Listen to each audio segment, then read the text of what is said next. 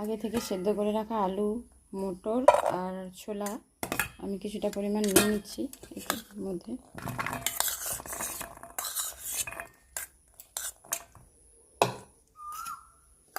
আপনাদের যতটা লাগবে সেই কোয়ান্টিটি অনুযায়ী এইগুলো মেশাবেন।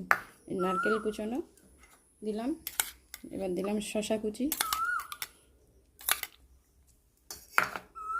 এবার দেব টমেটো কুচি, স্বাদ মতো দেবেন আপনারা।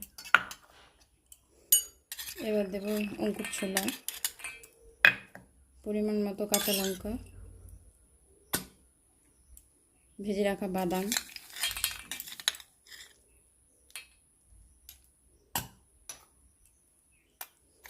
একটু চানাচুর। আপনারা বাইরে থেকে যদি চানাচুর খান তাহলে চানাচুর অ্যাড করতে পারেন, নাহলে এরকম ঝুরি ভেজে নেবেন বাড়িতে। একটু জিরের গুঁড়ো,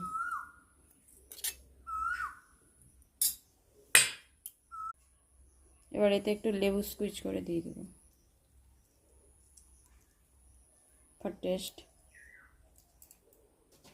আর পরিমাণ মতো একটু লবণ দিতে হবে সব কিছুর জন্য। হালকা করে এবার আলতো হাতে এটা মিশিয়ে নিতে হবে।